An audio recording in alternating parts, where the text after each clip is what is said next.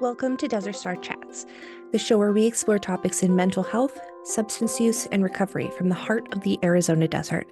I'm your host, Nicole Velasco, and in each episode, we embark on a journey through difficult, confusing, or misunderstood topics in the mental health and recovery field. So please join me as I chat with professionals and we dive into complex subjects, ask the difficult questions, and make these topics accessible to everyone. If you are someone seeking insight into mental health, substance use treatment, or hoping to support a friend or family member, Desert Star Chats is your go-to resource. So get ready for insightful, delightful discussions. This is Desert Star Chats. Hello, everyone, and welcome to this week's episode of Desert Star Chats. Today, we are joined by Susie, who is a clinician at Desert Star. How are you doing, Susie? I'm doing well. Wonderful. Good to see you. You too. I'm so glad to have you.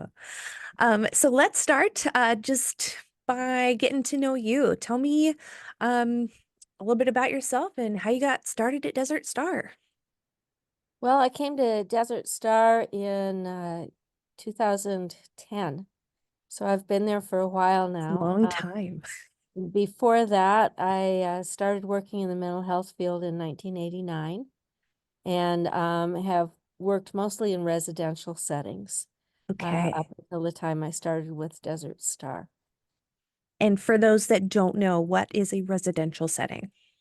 Residential setting traditionally is a place where it started out as a place where people would go for 30 days for treatment for addiction problems. Over time, it has evolved into residential settings are places that people go for addiction treatment, but they're also places that people go to get some intensive treatment for other problems and disorders like depression, bipolar disorder, anxiety disorders, post-traumatic stress disorder, and so forth.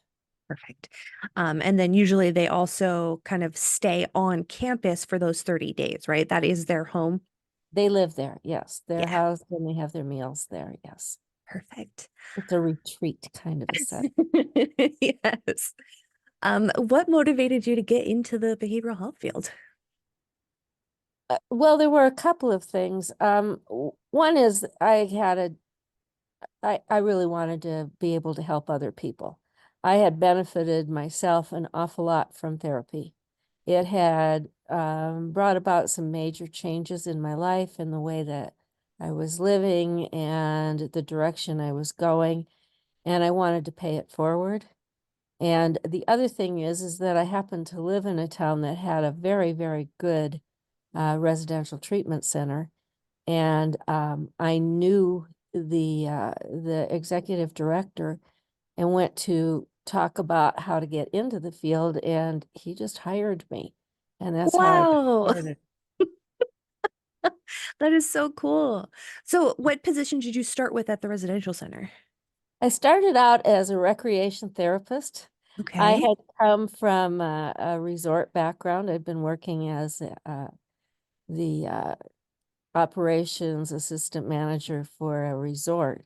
And so I figured that I'd probably get a marketing position or something with them while I studied, but they put me straight into working with people and helping them learn healthier recreation skills.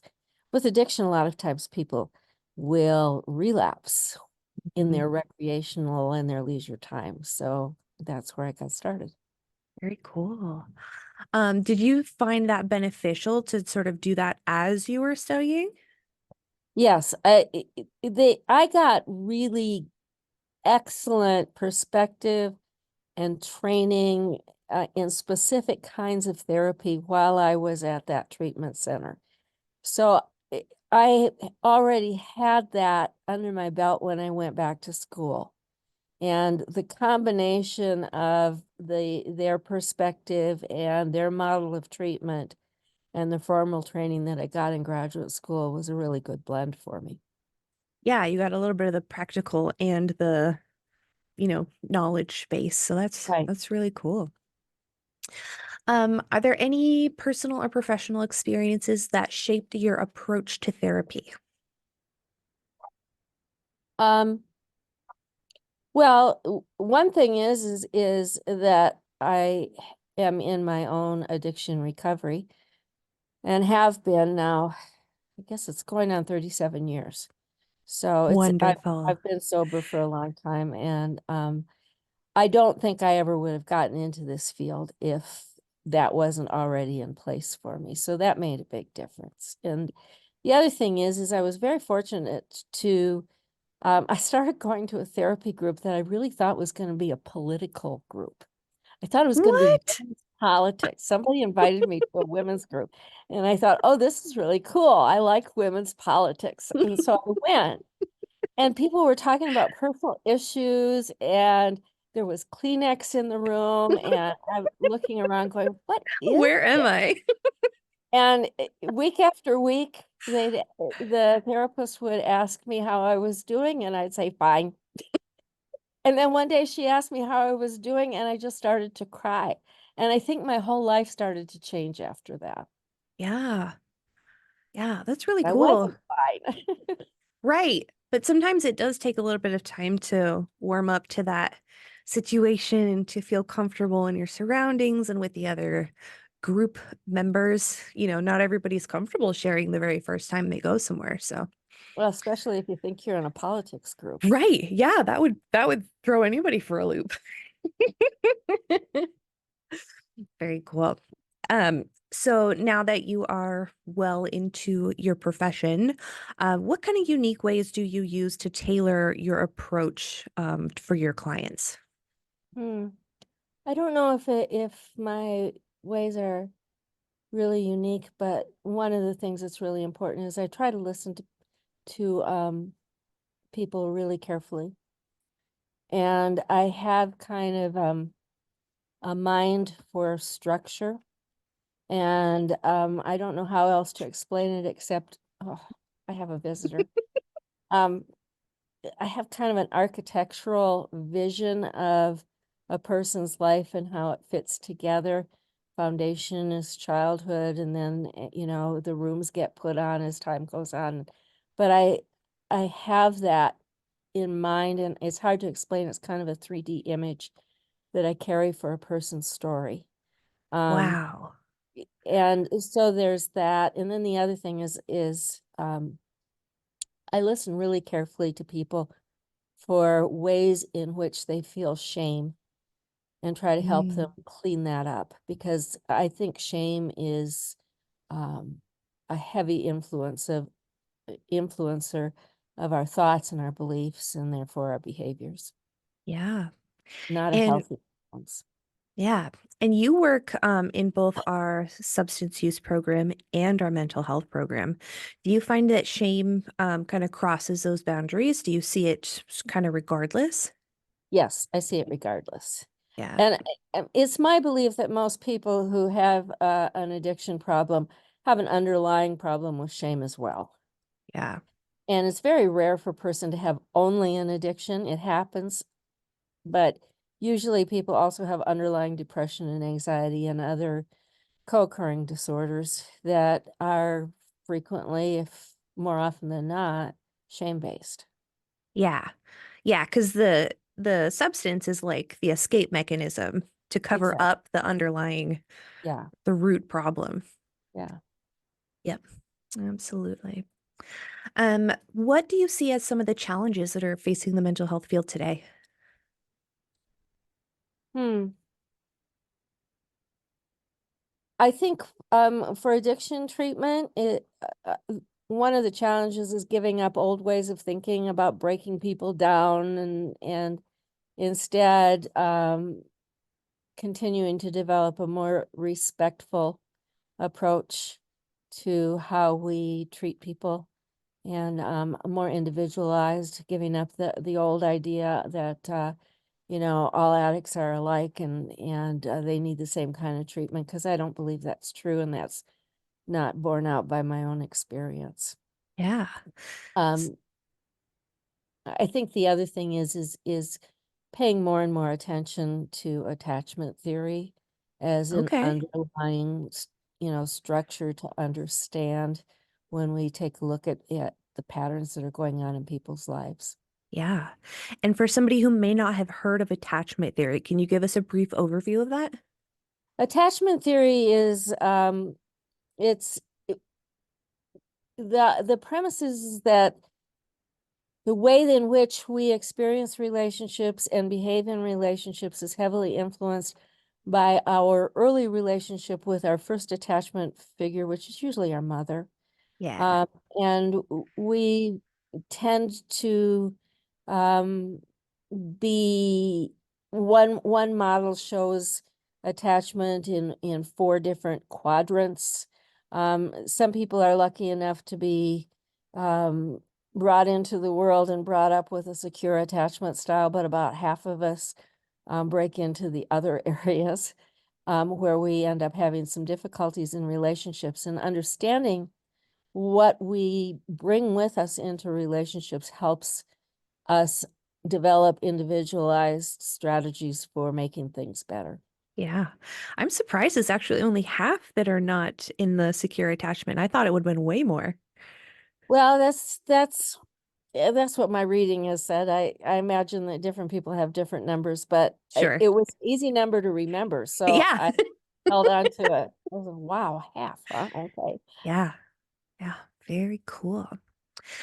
So this field is or can be very emotionally draining, very intense. You can be working with a lot of people that have gone through some significant experiences. What do you do to take care of yourself?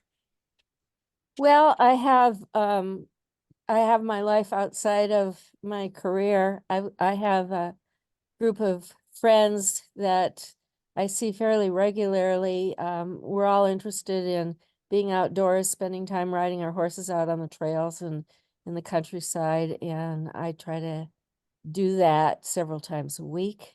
Also, for self-care, I just more and more I've realized how important it is to get enough sleep and pay attention to what I eat. Yeah. So I get exercise with my friends, I get enough sleep, pay attention to what I eat. And then if I get into any deeper problems, Desert Star has a nice EAP program, so I can go and get therapy. Therapists Yes. do get their own therapy. Yes, therapists do get their own therapy, which Yes. is pretty cool. And EAP stands for Employee Assistance Program. Yes. Most people, especially in large corporations, will have that benefit.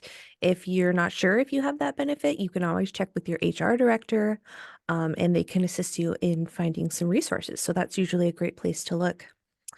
Um, what advice would you give to somebody who's kind of on the fence about seeking treatment for substance use or a mental health concern? I think with substance abuse, as a rule, by the time we start thinking we might have a problem, we probably do.